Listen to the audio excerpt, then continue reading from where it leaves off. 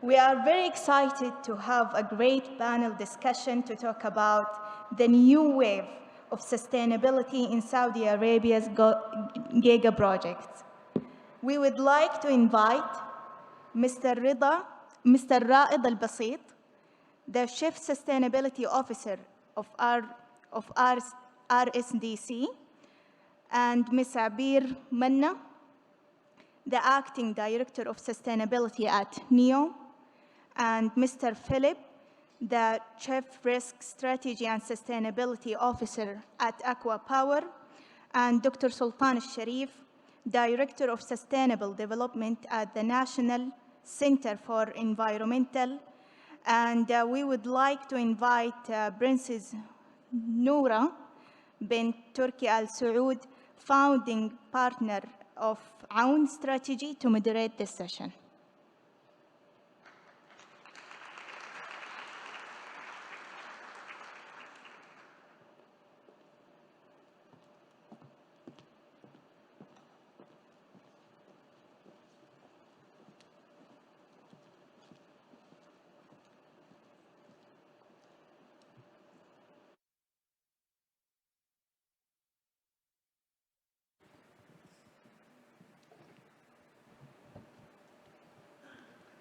Is this working? Bismillah ar-Rahman ar-Rahim.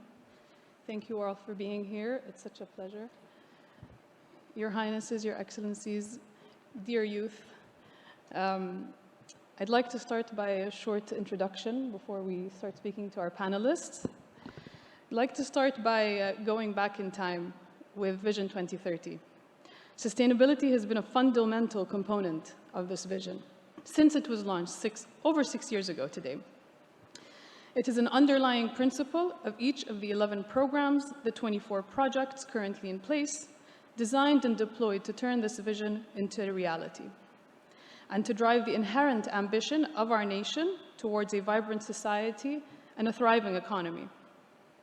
It is every generation's responsibility to carry this honor of building the future of our nation for generations to come, shaped by strong values and by a rich culture and heritage.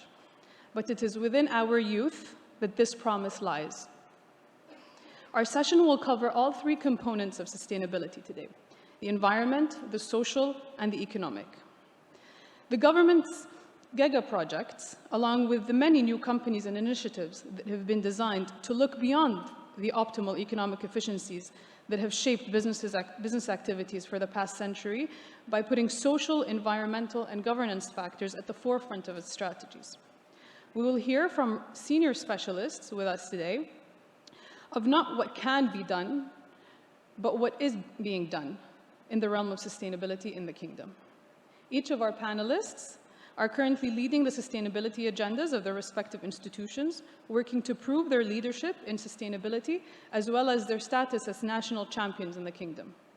We will hear how sustainability is shaping their strategies and how it is driving them to think creatively and to innovate, pushing them beyond the boundaries of what is possible. And without further ado, I'd like to welcome our panelists and Mr. Philip here with us virtually. Please give them a round of applause.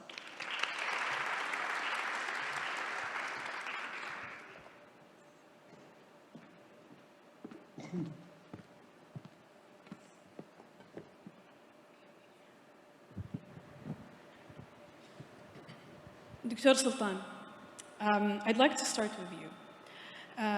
In addition to your role as a Director of Sustainability at the National Center for Environmental Compliance,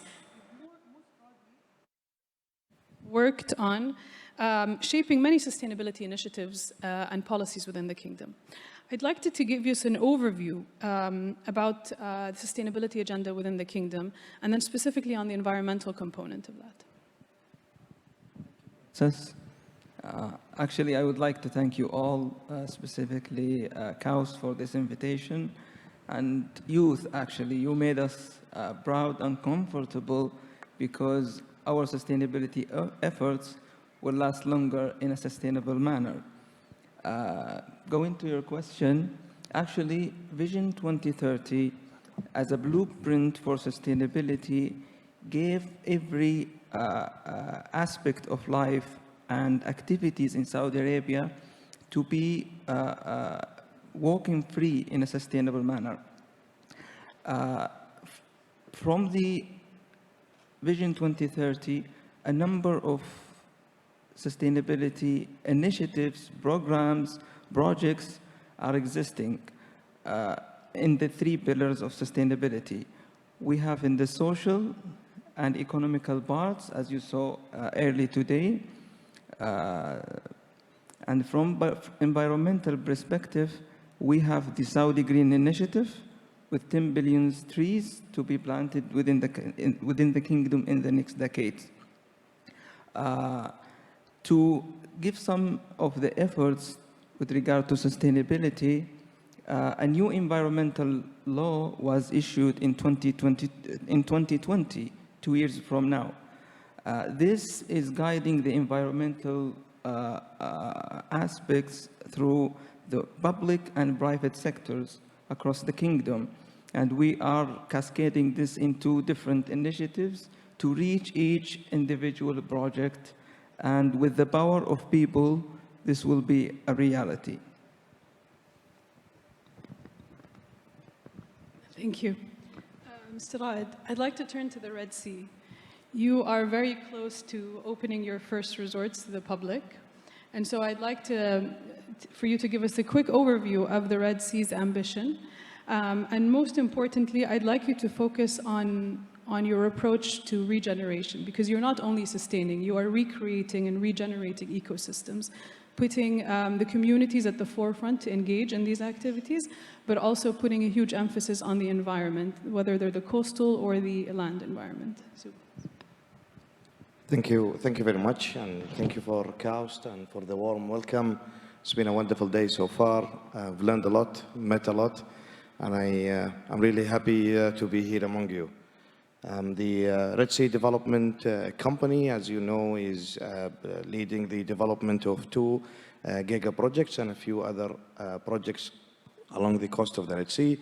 The 2 Giga projects are the Red Sea project and the Amala project. As you've mentioned, environment protection and environmental regeneration, as well as the social development, is at the DNA and at the heart of the development agenda for the Red Sea Development Company.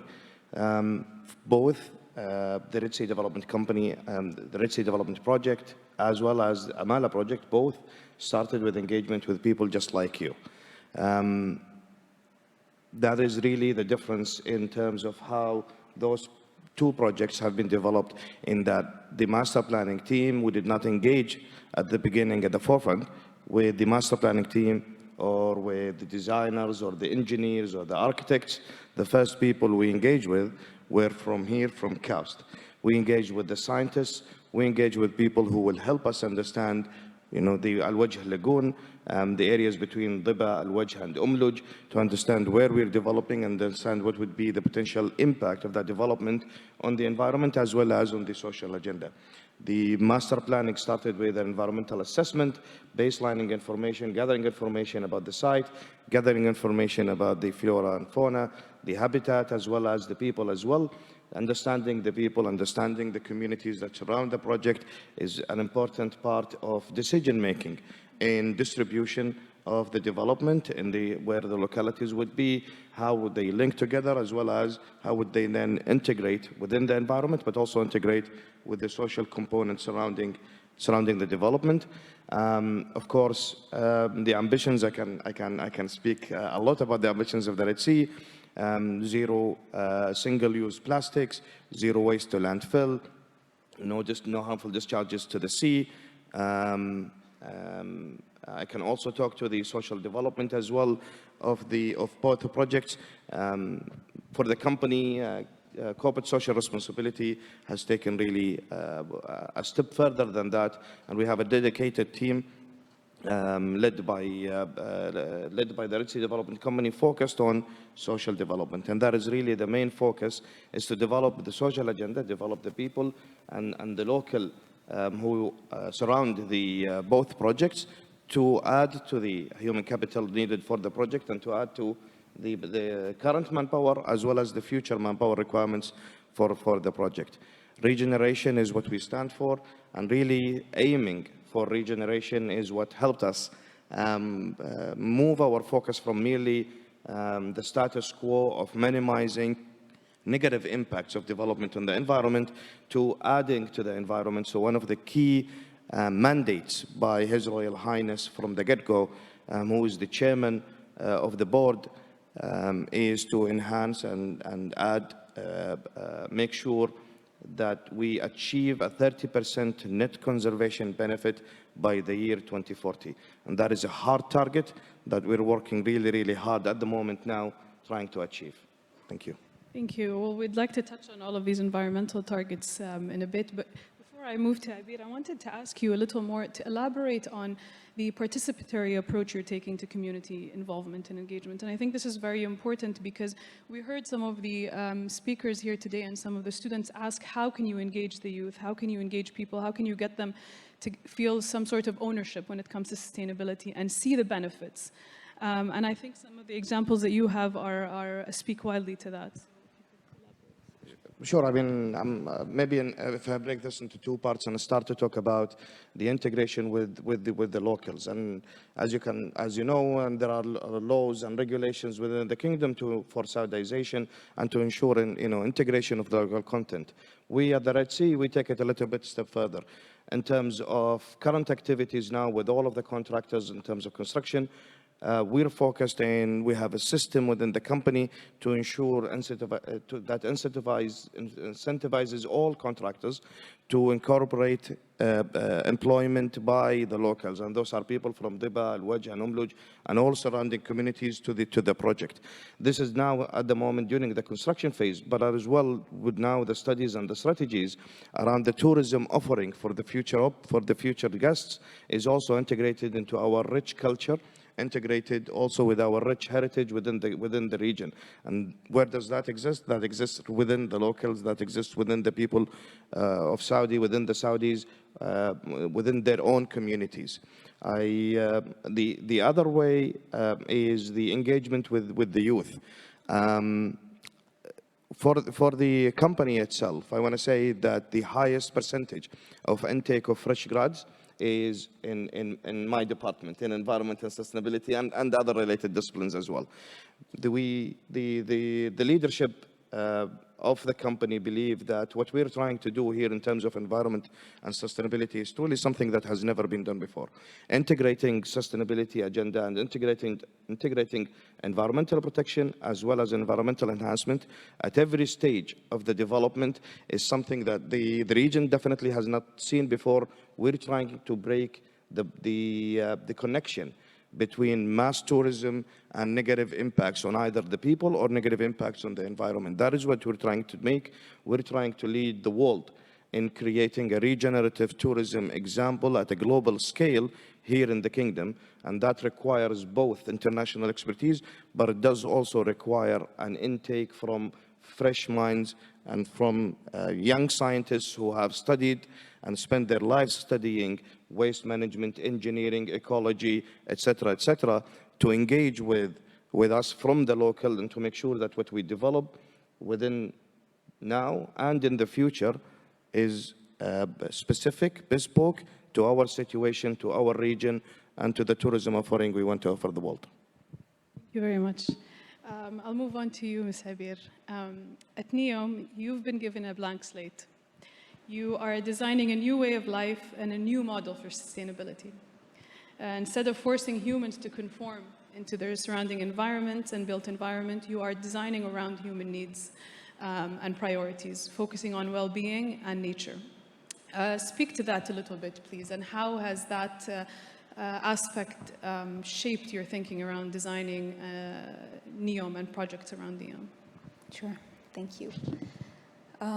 So I'll go to the basic principles of NEOM. So the main message here is that the intervention we're undertaking is to leave a positive impact. So we're leaving the environment better than we started, and we're generating economic value and social value out of that intervention. So when we talk about sustainability in NEOM, we look at it at the broader spectrum. At the foundation of it is the environment. So we want to be growing the natural capital in order to achieve social benefits, including well-being for the residents and for the wider community.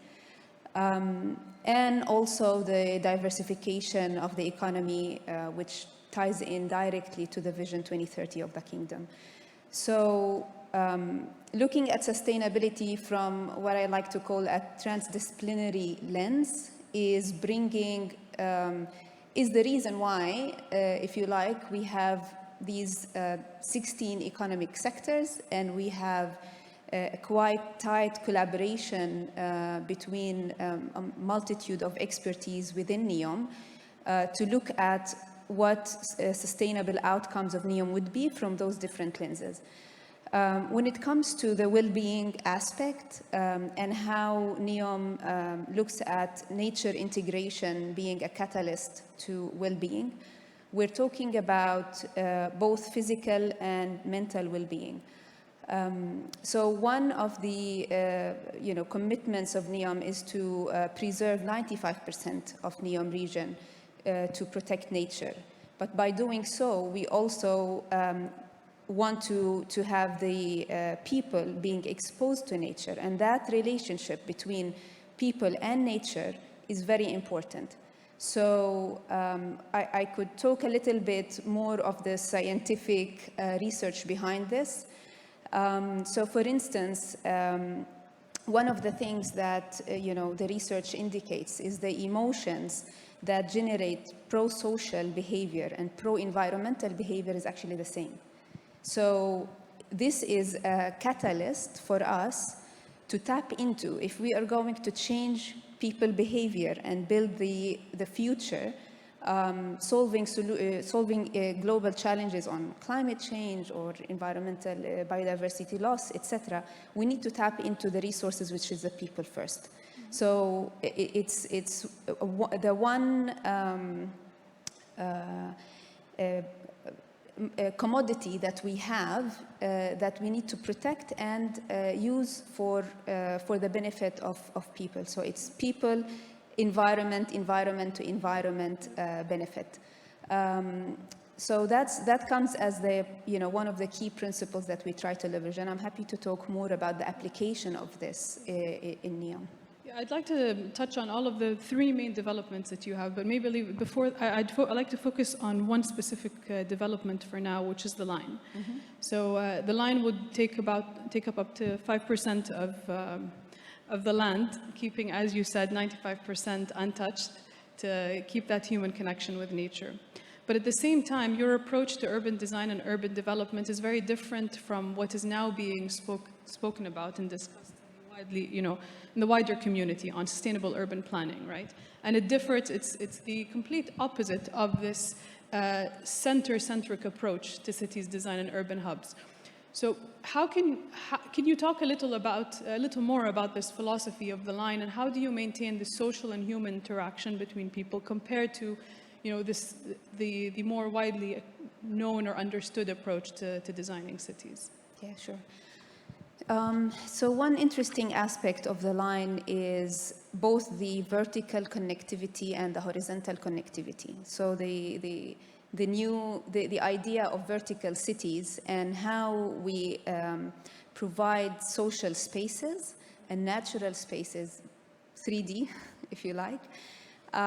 So the line is based on a module, a universal module concept, where people would be able to access all their needs and be able to interact with one another within their immediate vicinity. So let alone that the line connects, all communities within 20 minutes access. It's also, if you like, the concept of a 5 minutes community is very, very critical for the line. And the challenge here is how do we achieve that within a minimized footprint. So it maximizes on environmental outcomes as well as the social outcomes. So think about how in our approach, we're bringing in nature within the built environment, and we're surrounding the built environment with nature. So it's inside and outside. So I think that is very attractive and very much human scale. Thank you very much. I'd like to turn our attention to energy. All of these great developments require energy as a fundamental component to power it, to develop it, and to maintain it. We're here at KAUST, home of leading engineers and scientists working on impressive portfolios of clean energy. Their efforts are now catalyzed by the university's Circular Carbon Initiative that aims to deeply connect the university's research agenda with the Kingdom's Circular Carbon Economy Framework and National Program.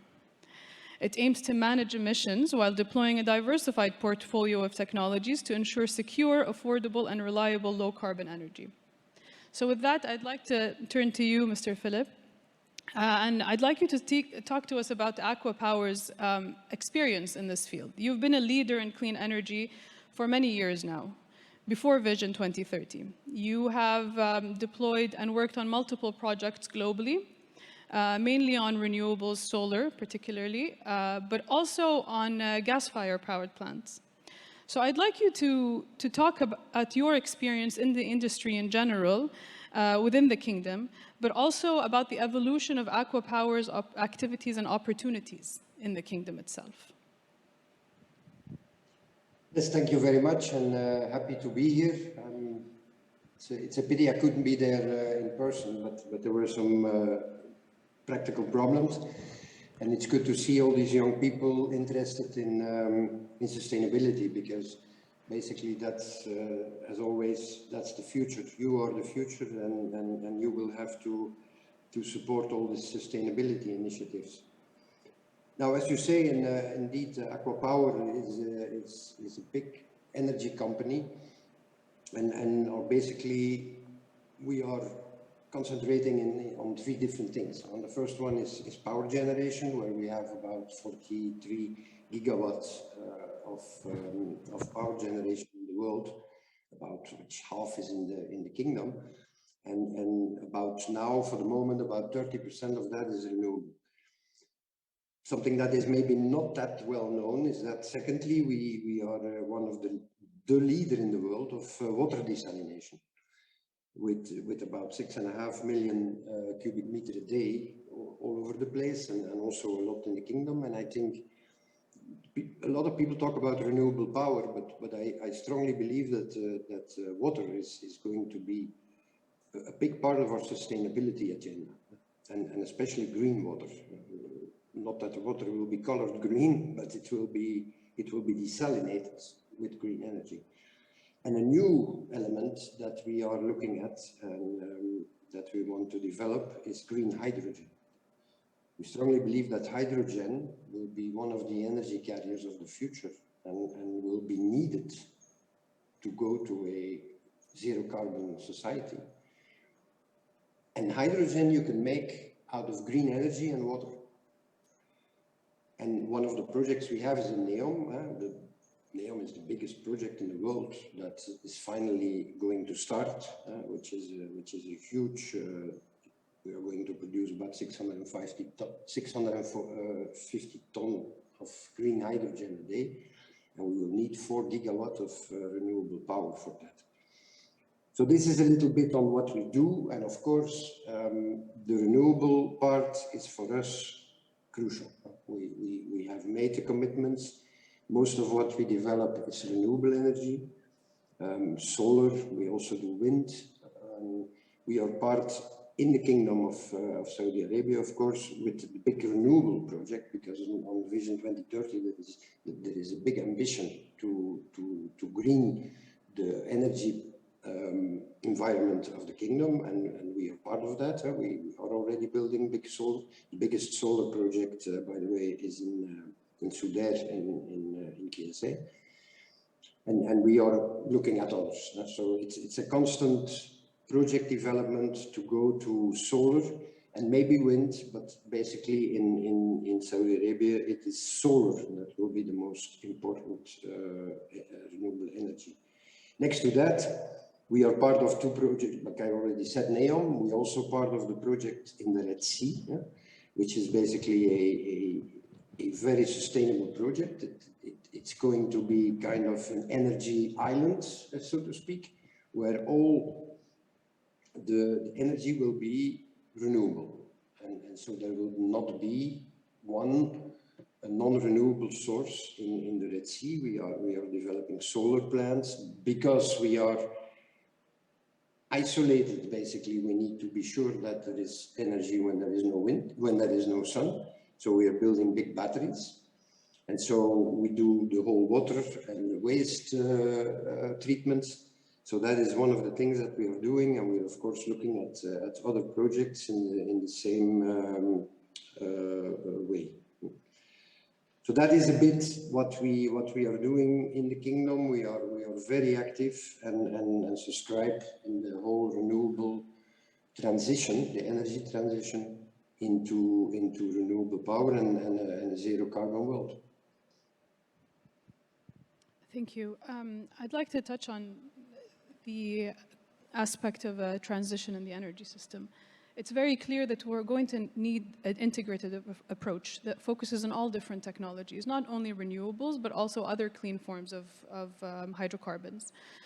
And for that, we'll need a lot of regulations and standards to ensure that they're done at the utmost environmental efficiency, but also at the same time achieve the costs necessary to scale these projects.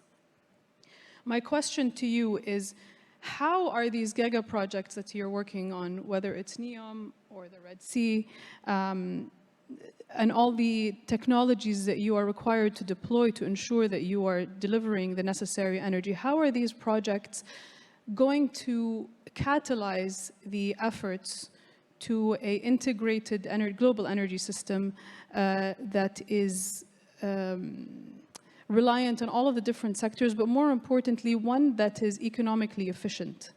Green hydrogen right now is still less competitive compared to blue hydrogen, right? Which is from natural gas using CCS technologies. Both are seen to take a role and have a huge role to play in the future. But there are certain technologies such as green hydrogen, as well as battery storage that still require a lot more innovation to bring the costs down. What is the role of these Giga projects in doing so?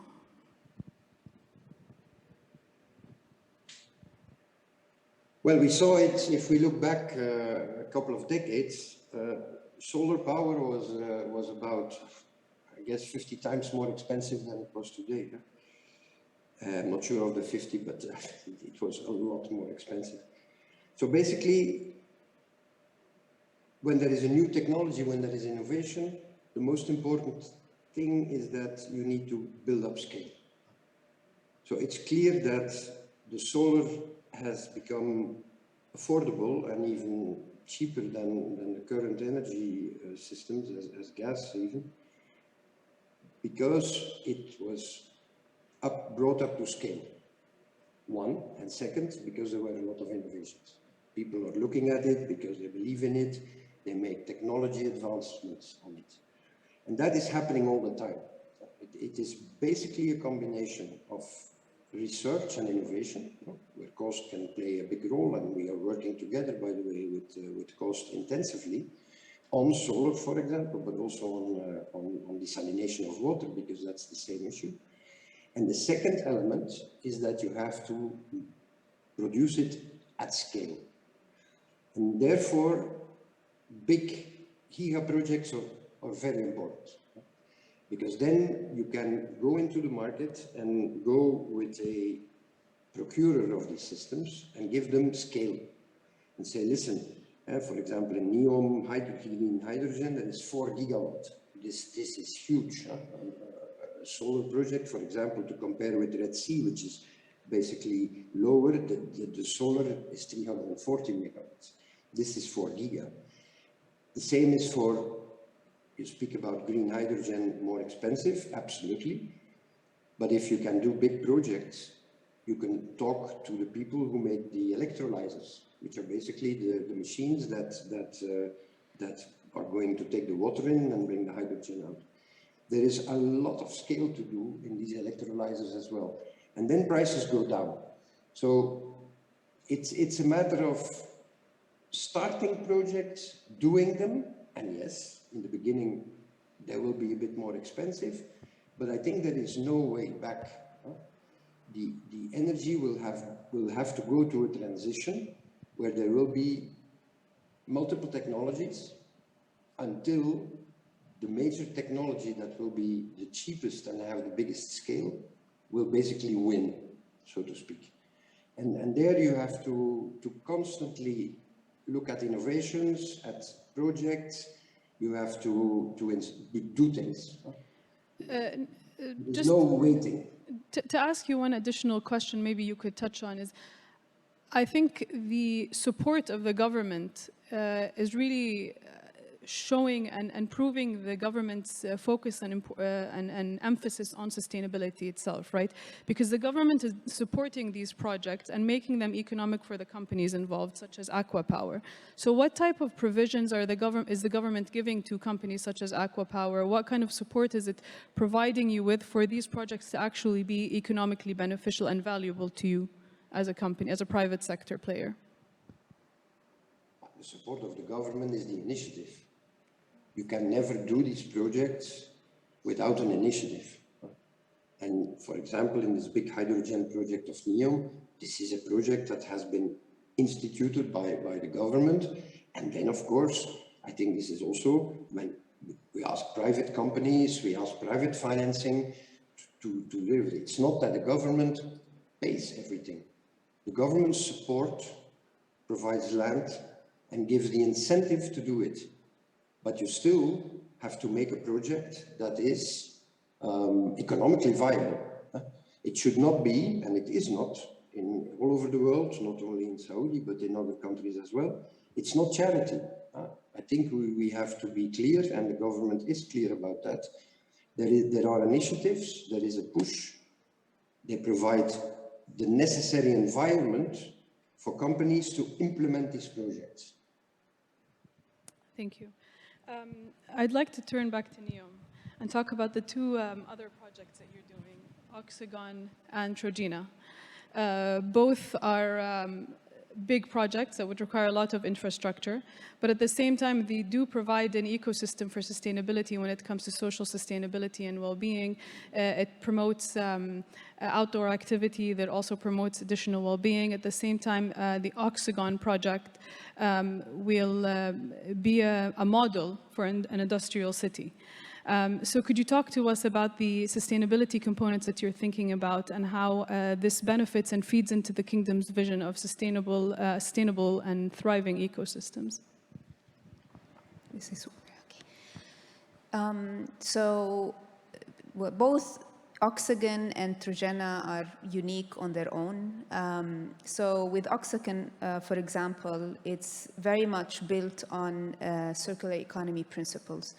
So the idea is to innovate, but also to be quite selective of the industries that we attract in NEOM. And by promoting and attracting green industries and work to establish a foundation, an ecosystem for those industries to come together, and in a more of a industrial symbiosis way, that you link each one of those feeding into a byproduct from one industry into the other. So there is a very careful approach to how this ecosystem works, and is also very much linked to the kingdom's ambitions. So you know, for instance, Oxagon looks at attracting renewable energy as part of the industries, the automotive industry biotech. There's just a variety of those industries that we're looking at. So that's on the industry side. There is also from a built environment side, it's looking at developing a livable city. So that is unique for an industrial city. So for instance, an example of how we approach the master plan. We have a wadi that goes through the Oxagon region. We are celebrating this. So we're looking at how the design is based on biophilia. So the concept of biophilia, our innate nature to be attracted to the environment and to nature. So it brings in both the social and well-being aspects, livability aspects, and the environmental sustainability aspects, and generate this growth into the economy. In terms of Trojena is also unique in the sense that it is a development that's based on celebrating nature and more of a wellness tourism destination. So with Trojena, there is a very sensitive approach to it's in the mountain. The design approach is very sensitive to the nature environment, which is unique to that area. It's very light touch, but at the same time, it's very much integrated into the mountain. There is also a man-made lake that's being featured in Trojena, and again, that provides that linkage to us as humans and how nature exposure has an impact on our well-being. So, each one of those developments, whether the line, Oxagon, or Trojena, they come together to provide that variety offering and the support to the kingdom's ambition. Could you talk a little about the power and energy needs for Oxagon and industrial activities there? Yeah, sure. So with Oxagon, we have obviously a huge project. Oxagon will be home to the renewable desalination water plant in Neom. It's fully circular approach. We try to capture the brine not as a byproduct, but also as an industry on its own. So that is one of the key pillars that will support the entire Neom region as well. The second part is the green hydrogen plant, which also we're working with Aqua Power on. So these are two key pillars featured in Oxagon and supports the Neom region and beyond. Thank you. Dr. Sultan, environmental sustainability is the driver of economic activity and social well-being. And it has cascading effect on the economy, not only for tourism, but overall well-being and promoting creative thinking within the communities, right? It enhances the value of nature, and as to your point, Ms. Abir, it really enriches the communities themselves, right? But there are also different ways of designing policies, and I'd like you to touch a little on how you're thinking about designing policies for our royal reserves, for our national parks in the kingdom, between having no-touch zones for a short period of time in order to regenerate and maintain those ecosystems, and opening them up for the public, right? There are different extremes globally. We have the extremes of the parks and national parks in North America, where there are very strict regulations and policies over there versus the freedom to roam policies in some of the Nordic countries. And I think these are contrasting approaches, and they have different policies. Also, the communities and the social environment differs from one country to another, right? So I'd like to hear your thoughts on how are you and how is the kingdom thinking about these policies? How can we maintain this balance between promoting outdoor activities, recreational activities, promoting people going out and connecting with nature, but at the same time maintaining and regenerating our ecosystems? Thank you. This is really a great question. I think, let me talk about the economical part first. actually the government now investing in green initiatives, and there is environmental fund to support green projects across the country, including national parks and other projects, also including the regulations and laws. For conservation and the land that we are aiming to have it for eco-tourism purposes, around 30% of the country will be nature reserves. So these are now in a gradual shift to be more constructive with regard to nature. However, the social part of it is really considered, and there are many examples, like in Shar'an Nature Reserve in Al-Ula. There is some people are living within the area, but they will have specific permits to allow them to go inside whenever they want. Also, for the entrance to these restricted areas, will need awareness programs, not only for local peoples, but also for tourism, to avoid over-tourism. Because there are many places across the globe, they were damaged due to over-tourism. And when sensitive areas in Saudi Arabia as a fragile areas, we should be very careful at the beginning until we feel really, until we rest assured that people can guide themselves environmentally with cautious. A lot of social and agro-tourism is being seen across the country, even though the infrastructure is still not ready. We see some farmers in Abha, Al-Baha, Al-Ula, they are offering their farms for stay. So it is a win-win scenarios that has the potential for future development. You mentioned the Saudi Green Initiative.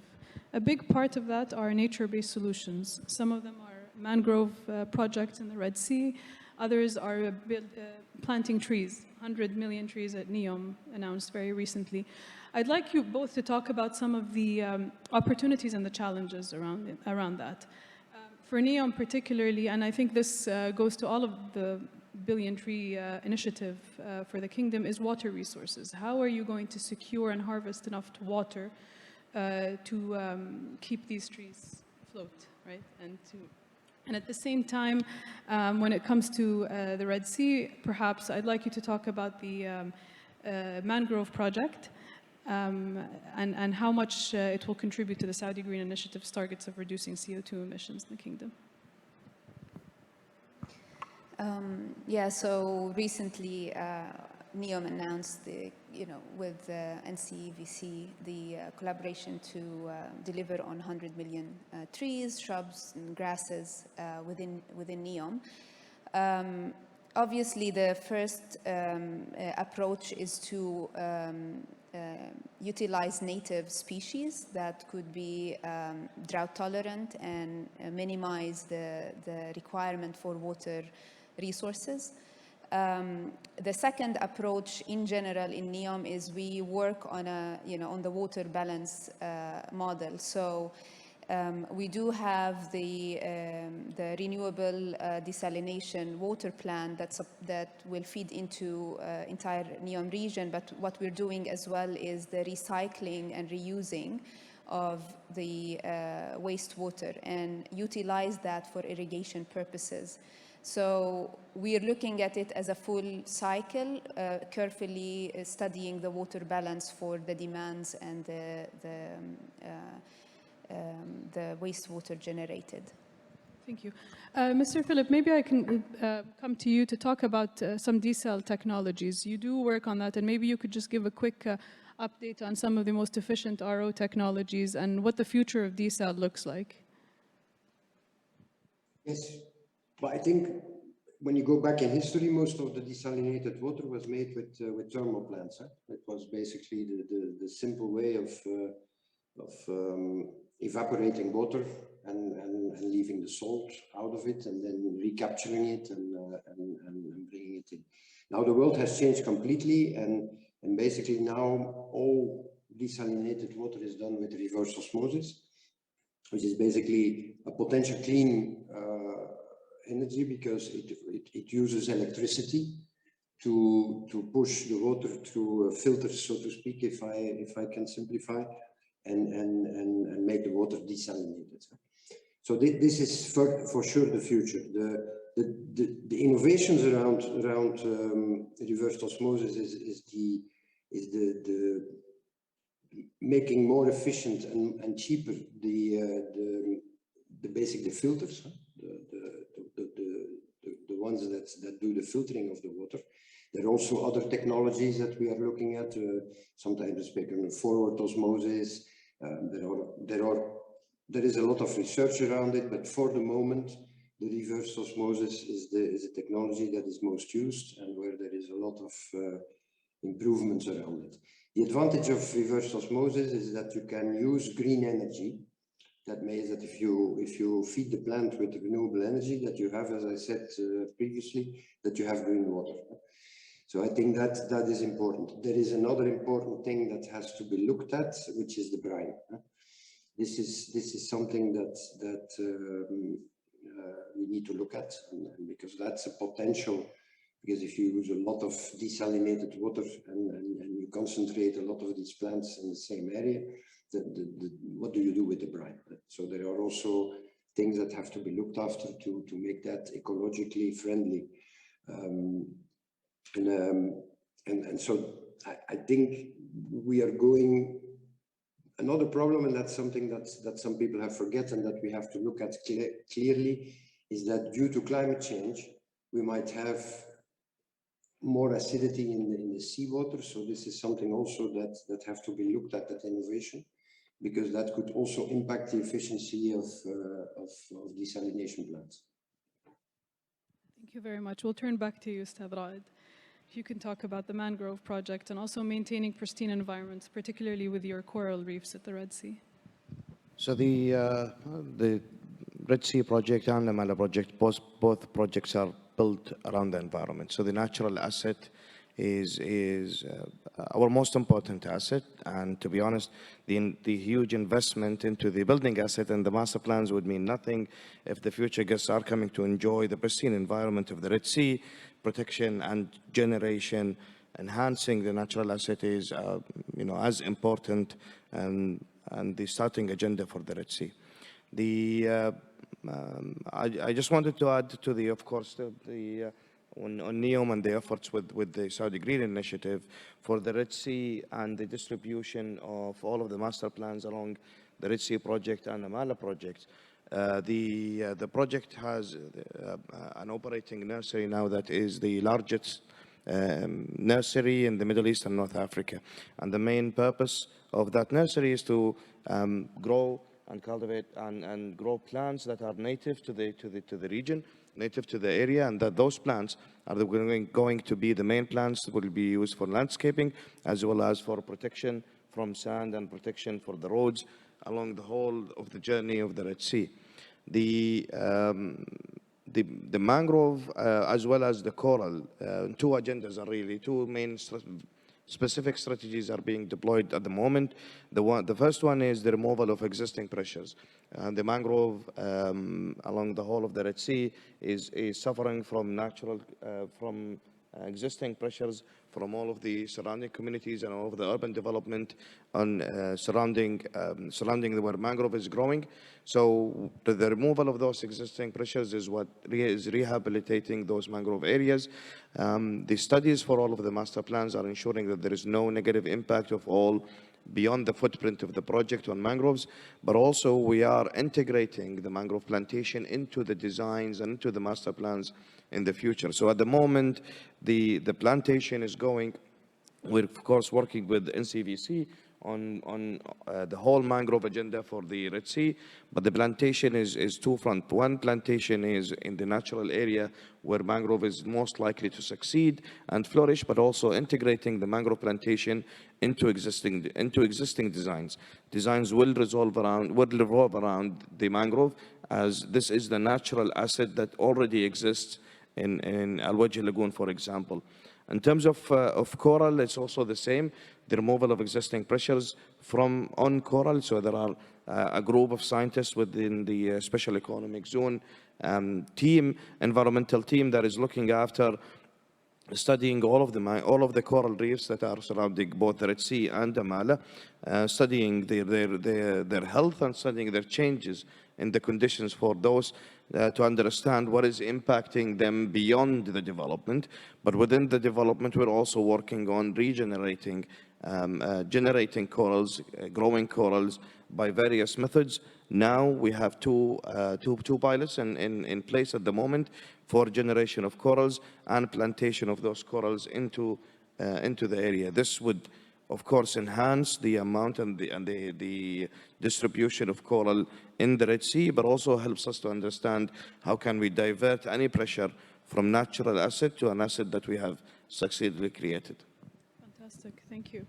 Dr. Sultan, the government is doing a lot in terms of ecosystem conservation and restoration, everything from the governance component to the deployment of activities and deployment of enforcement mechanisms.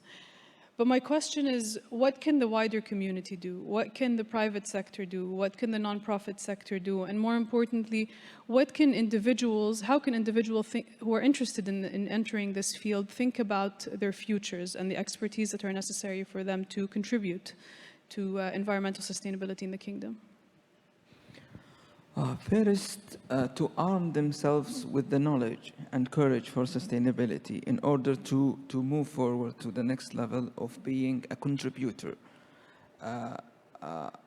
The NGO's role is very important, and as they are feeding the sectors with the needs as a second eye. So, and what King Khalid Foundation is doing since early years, it's not just because of the vision. They are starting before, I guess. So they are doing really support. The private sector also is really in need because they are the actual supporters in terms of the strategies, the implementation, and the job creation also. So it is really important to support the environment from the other aspects. So they are all connected.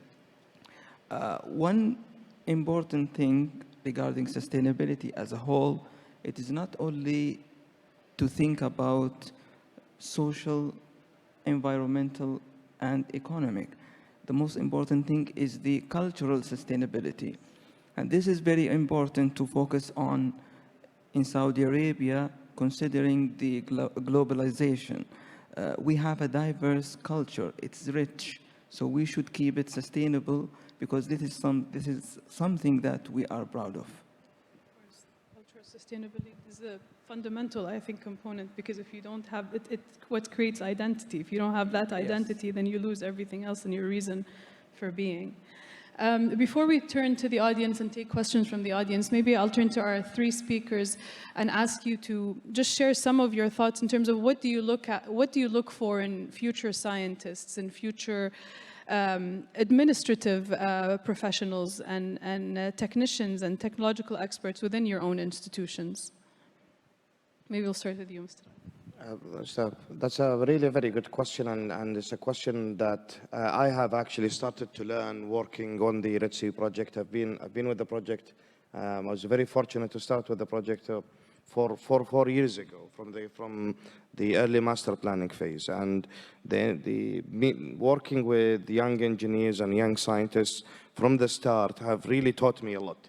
It taught me that one, having a specialty, having an area of focus for you to continue to expand on in terms of your knowledge and expertise is very important. This is of course what you do at the university, but then moving into the real world, you should not lose that. You should continue to focus on what ignites that passion within you, that scientific passion within you, that discovery passion within you, to continue to dive deep. If you are, for example, interested in terrestrial ecology, for example, and that is what ignites you, you should continue to work on enhancing and expanding your knowledge. When you are working in an area, for example, on the Red Sea, continue to expand of your knowledge on terrestrial ecology in the Red Sea. However, do not forget to also, in that, to continue also to expand horizontally. Understand what is the linkages between your knowledge in terms of terrestrial ecology and how that adds to the culture, as you've mentioned. How is that a component of our identity as Saudis?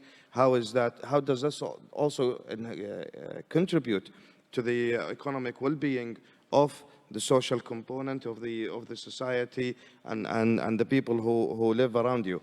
So do not separate your knowledge from in terrestrial ecology, as an example, from the knowledge of all of these other sustainability agenda pillars that are important for you for your decision making in the future. So keep both in mind, keep focusing on both, and that, I think, would be a recipe for success.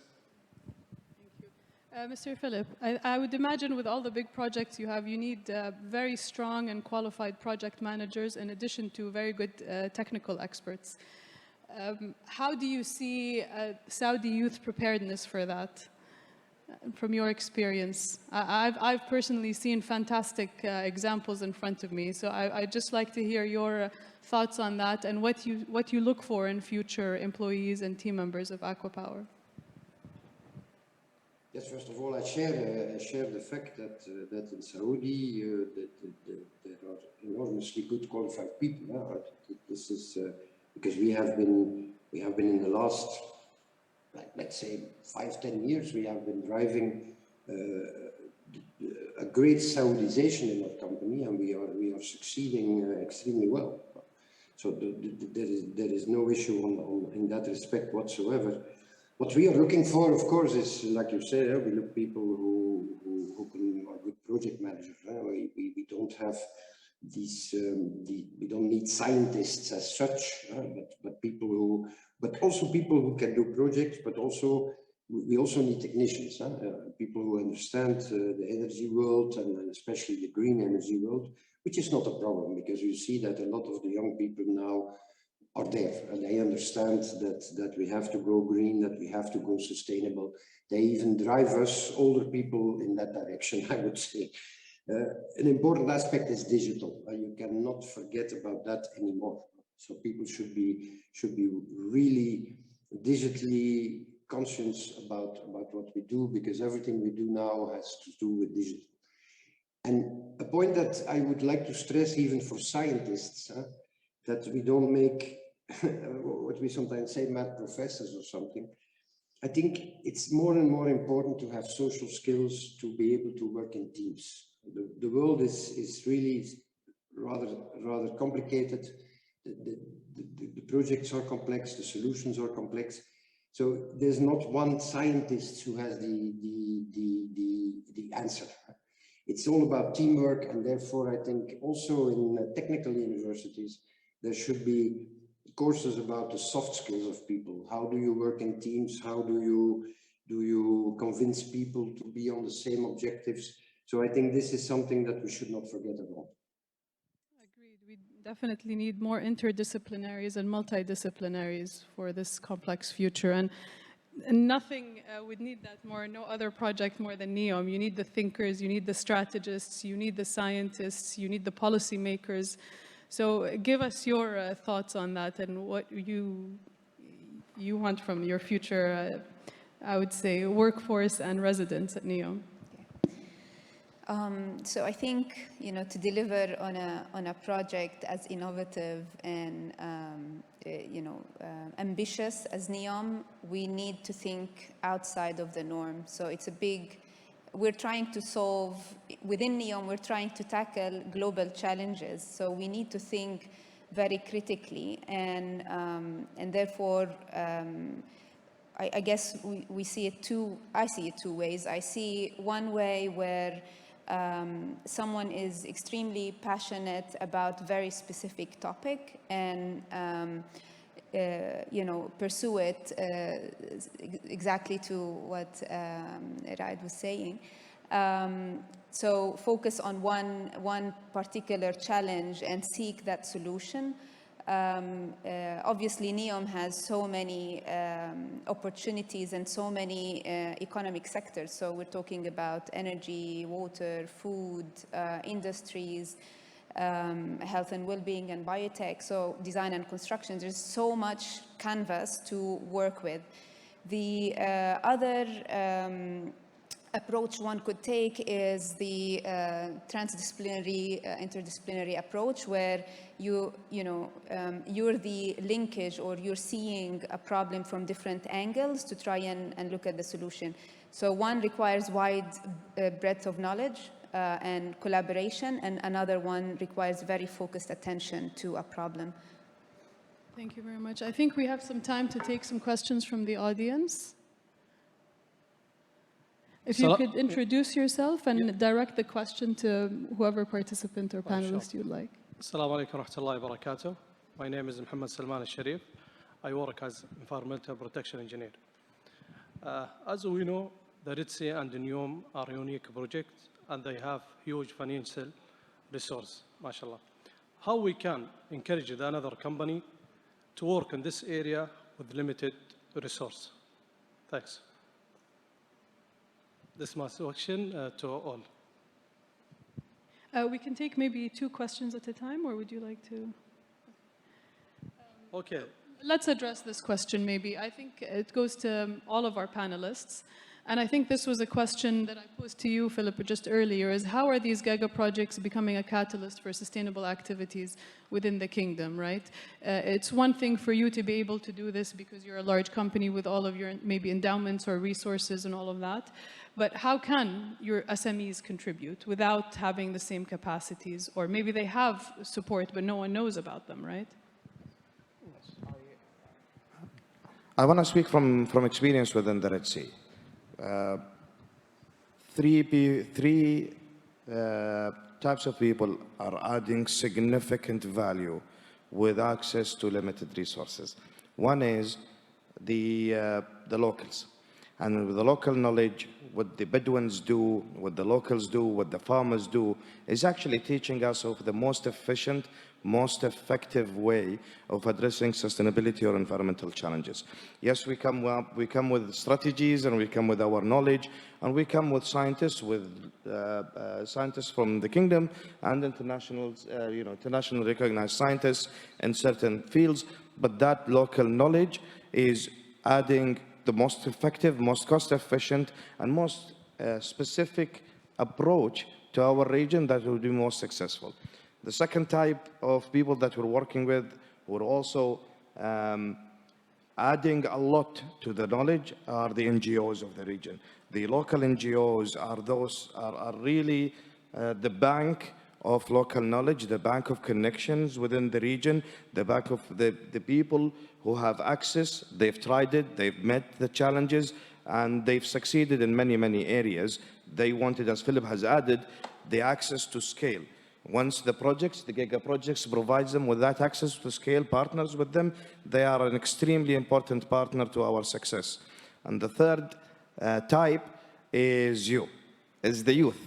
As I have said, I've enjoyed working with a lot of fresh grads through our program of elite graduates, where we take fresh graduates from bachelor degrees and master's degrees to join our team within the company.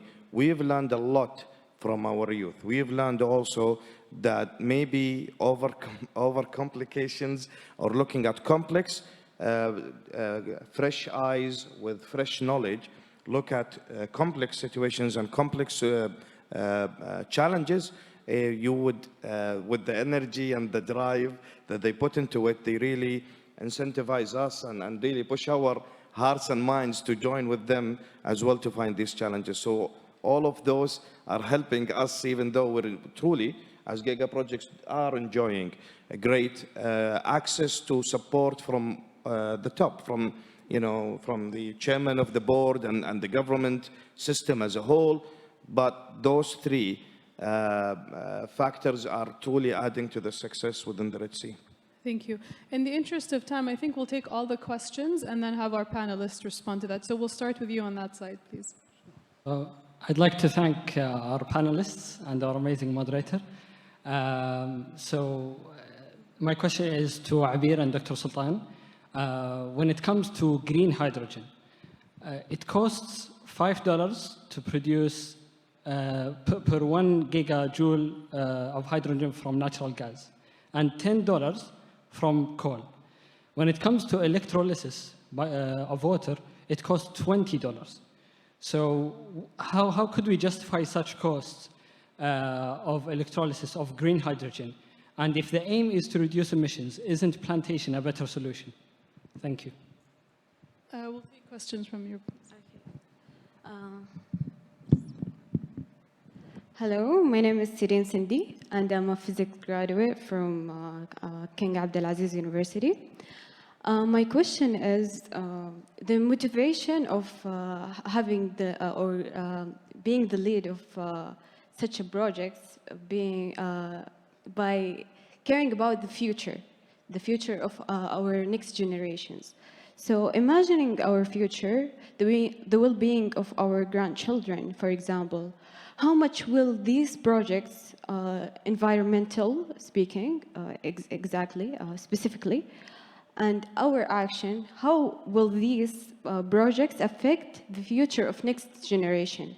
And specifically, how can we measure and quantify this effect? For example, if I want to imagine the future of controlling the global warming, will the next generation live longer, or will they have a clean water?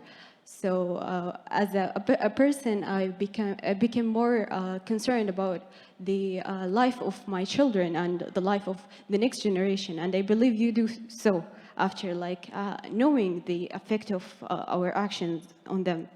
So what I wanted to know exactly is how can we quantify and to have the numbers of having a good life for them. Thank you. Thank you. That's for you, Dr. Sultan. Our next question, please. Assalamu alaikum wa rahmatullahi wa barakatuh.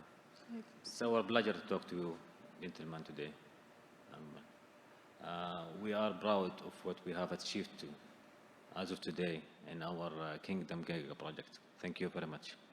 My question here is what is your plan is to control the brine reject to the sea, especially with the high demand Giga project like Red Sea and NEOM. Thank you. Assalamu alaikum. My name is Mohammed Ahmed. I'm a mechanical engineering student from Al Qura University. In 2020, Aqua Power and NEOM have joined and made a project to make a green hydrogen-based ammonia plant. My question is, my two questions are, first, how this project exactly will impact sustainability in Saudi Arabia? And the second question is ammonia a worthwhile sector to be involved in as a youth in research and development in the future of hydrogen energy? Thank you. Maybe we can start with you, Dr. Sultan. I think you can speak about quantifying the environmental impact or the benefits to the environment and that and its trickle-down effect on societies and intergenerational equity per se. Okay. If you remember when I mentioned the new law regarding environment is to set the baseline for us. So now in the country we don't have accurate data. So there was a creation of different centers, including the National Center for Environmental Compliance, to provide the baseline for environmental impact. And then with the tools and regulations, etc., we will try to minimize the impact on the personal level, so that will affect the national rating in the international rating systems. I hope this answers your question.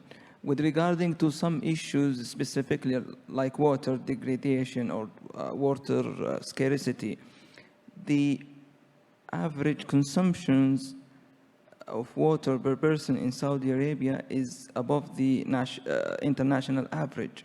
So we have responsibility on the personal level to ensure that we reduce our water consumption. And there is a center dedicated to water conservation. Thank you very much. To turn to the question around hydrogen, maybe I turn to you, Philip, but before so, I'd just like to mention something. You asked why not just go to plantation. The amount of carbon in the atmosphere, let alone what is currently being emitted and will continue to be emitted for the next decades, is enormous.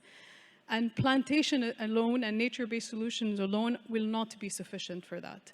Not just because you actually have to plant that, but how do you maintain these trees in the future? And then there's also this concept or the idea of carbon banking versus carbon storage, long-term storage. And I don't want to dwell too much on that because it could take its own session, but when you are storing things for the long term, these are what you need when you're storing them in geological formation or utilizing the carbon in other materials, right? And this is where technologies such as CCUS, one that's very important for blue hydrogen, for example, is important because it stimulates and it promotes innovation in that sector. And it creates, I would say, it opens up the opportunity for market creation within that industry. So without further complicating this, I'll turn to you, Philip. Maybe you can talk about the economic benefits of both or the differences between each of them, and then touch on the brine management issue, please.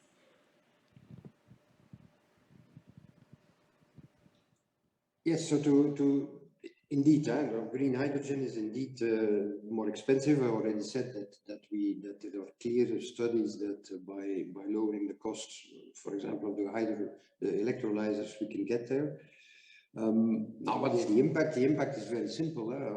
I think without hydrogen, it will be difficult to go to zero carbon. And I do not think, and I fully agree, that we will solve the problem by taking the carbon out through natural ways, and there is too much, so we have to stop it. And the impact will be on the environment, and there are a lot of industries like the steel industry, the cement industry that can use a lot of hydrogen, and is the solution to get to zero carbon. Now, the specific question on ammonia is basically a practical problem. Of course, you need ammonia in the world, for sure, but the problem with hydrogen is the transportation. So the best thing is to make hydrogen where you need it, because the transportation is not that simple. You can do it with pipelines, you can do it with freezing it like LNG, but it's a bit complicated. Ammonia is basically a carrier. You make ammonia and you can transport it by ship very, very easily. And where you need the hydrogen, you can decompose again the ammonia and take the hydrogen out. So basically the whole concept of ammonia is not that everything will be used as ammonia. Part of it will, of course, but it's because it's a way of transporting hydrogen in an efficient way. Thank you very much. Well, I wish we had more time, but unfortunately we need to draw to a close. I'd like you all to join me in giving a round of applause to our excellent panelists and also to the excellent questions that we received from the audience. شكرا يعطيكم العافية. Thank you very much. يعطيكم العافية.